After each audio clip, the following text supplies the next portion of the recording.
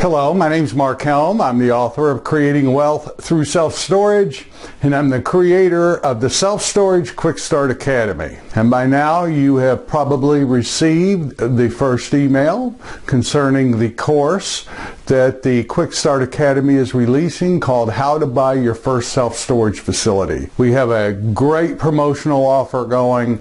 My intention here is to totally support you every way I can in getting in this great business or growing the business if you're already in. I'm convinced that if you follow this course, your next self-storage facility will be a great one. So consider it very seriously, and thank you very much for your interest in it. Many of you have been contacting me about it, and here it is.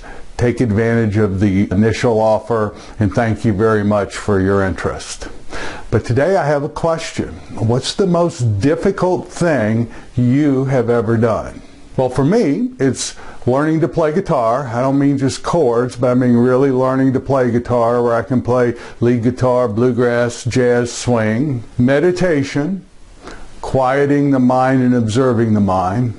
And the fifth habit of Stephen Covey's 7 Habits of Highly Effective People. The fifth habit is seek first to understand, then be understood. Why is that so hard? Well, because human beings are not wired that way. We're not wired to do that. See, when someone talks, what we're wired to do is to talk to ourselves, to hear what's coming in, to hear what's being said, to take anything we're picking up with our senses, quickly try to categorize it into something we know. It's like it's a byproduct of evolution. We do that in order to determine if it's safe or not safe. But in today's world, what happens is someone's talking, we're talking to ourselves, hearing what a person's saying, categorizing it, putting it in whatever category we think fits, and what's happening is we're hearing our own thoughts about what someone's saying, and we never hear what someone else really says. Have you ever been talking to someone and you get the experience they're formulating in their mind what they're going to say next and they're not hearing you at all? Well, consider all people do that. All of us do that. The hardest thing you'll ever do is begin to quiet your mind such that you can really get what someone's saying. But here's something I know, that if you really want to win at the game of life, if you really want to win at the game of self-storage, this is a absolutely phenomenal skill set to have. To be able to quiet your own mind, not interpret what's being said, and to really listen and get and experience what the person talking to you is saying. See, behind everyone's speaking, behind everyone's thinking, there's a concern. I don't mean like a concern like a problem, but there's something driving what people say and do. Most of the time, they're not even aware of what's driving it. But there's always something driving it. In one of my blogs, for example, I talked about my wife who, if I'm out late and I'm real busy and I don't call her and she doesn't know where I'm at and I've been working hard and I get home, she's upset and she's talking about me calling her and being late, not being in communication.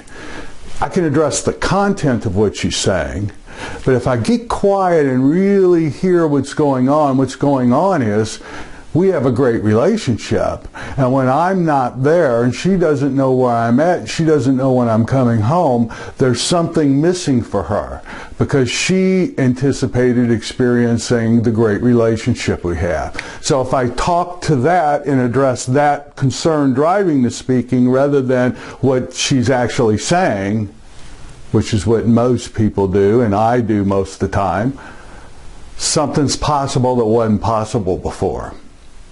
No wonder business gets hard. No wonder there's war. No wonder my wife gets mad at me a lot. Human beings are not wired. It really takes something to develop the skill.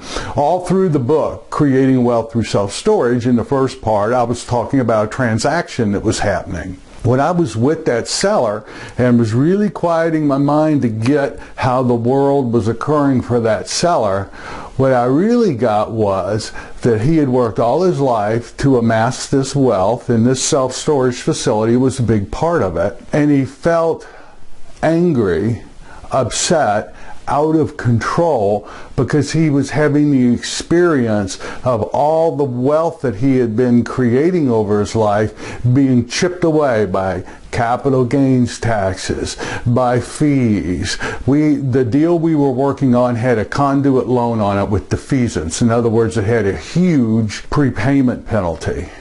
It took a lot of money to go from the sale price to the loan balance, and he was not going to sell that unless we assumed it, because he did not want to pay, I think it was $286,000. It was north of $250,000 was the prepayment penalty on that loan. He never said this, but I got, by gosh, this is one thing he can control, and this is one fee he's not going to pay. He's not going to lose $250,000 just selling this thing. And I got that. But I also got the fear behind having his wealth chipped away at, primarily by the government. And this was during the 2008 election cycle, and he was really concerned if Obama won that all types of things would be instituted that would further chip away at his wealth. And I can remember trying to figure out, thinking I'm not going to be able to do this deal. I had a lot of money and time in the deal. I was watching a debate on television, and Obama did really good on that debate. Even the Fox pundits were talking about how well he had done. And I got it. I got in that moment, because I had totally got the world that the seller was in. I got how we could do that deal. The next morning I called the gentleman up and just suggested that he talk to his CPA, that maybe he's better off paying today's capital gains taxes rather than saving the defeasance and paying what was surely going to be a higher capital gains tax in the future. Talk to your accountant about it. I don't even know if he ever called his accountant, but what I do know is he went on and paid the defeasance. We were able to put a new loan on the deal with much less interest and make the deal work. That might be a bad example. It wasn't necessarily my proudest moment, but that's the power of being able to really seek first to understand, then be understood. Most people go into a transaction with their own agenda, knowing exactly what they want to get out of it. Try going into your next deal, your next conversation, seeking first to get what's happening over there. That's a lifelong practice. That's a lifelong skill set to development. I've got a long ways to go on it, as we all do. But I tell you what, it makes life very interesting and really helps you win at the game of life and the game of self-storage.